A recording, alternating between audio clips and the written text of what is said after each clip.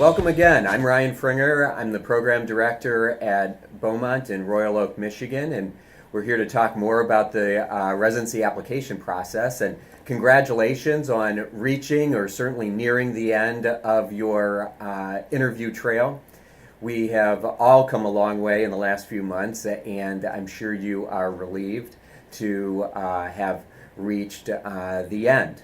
One final comment about interviews, though, is that I would really compel you to, if you are still holding on to some interview slots, think of it and be sympathetic to your colleagues who may still not have had enough interviews to be comfortable. And I know some programs are still interviewing into February, so if you are not going to attend those interviews, please give those up so that your colleagues can interview at those programs.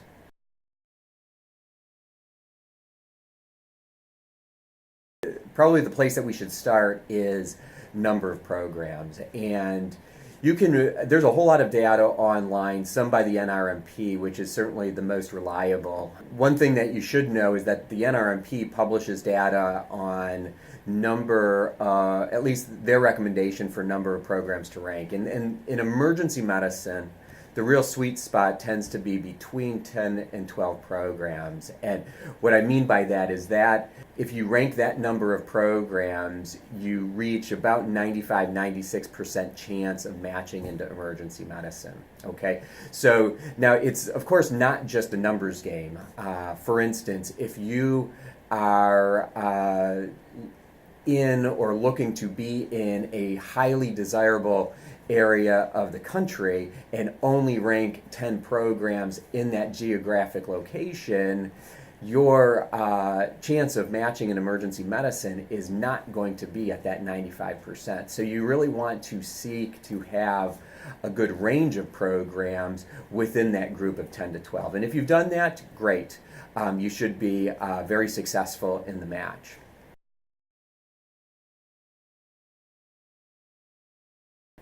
Now from there, how do you make your rank order list? I really do strongly encourage you to seek out a mentor or an advisor to help you with this process, okay?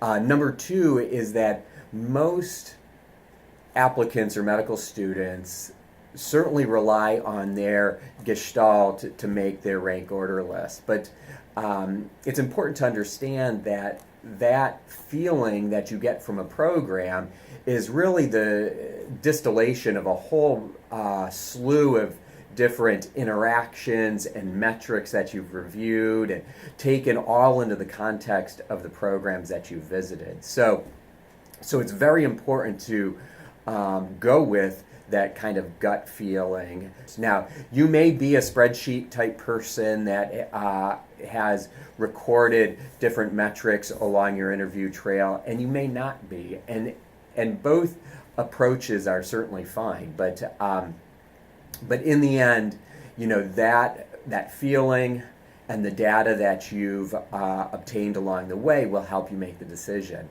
And the real goal here is to find that program or those programs that you really feel you will thrive in for your training, and those should be the ones at the top of your list, okay? And so it doesn't necessarily need to be the most popular or the program in the best geographic location. It really needs to be the program that you feel as though you will learn this specialty the most effectively. Now, moving on from there, if you really get, if you're making your rank order list and you're getting down to the point of kind of splitting hairs between programs, that's when you can really look at and should look at what makes any particular program unique from another, okay? Emergency medicine programs really across the board are going to be effective in delivering to you the fundamental components of this specialty. However, it's really the job of the program directors to make unique programs and therefore a broader array of programs to offer to the entire group of applicants.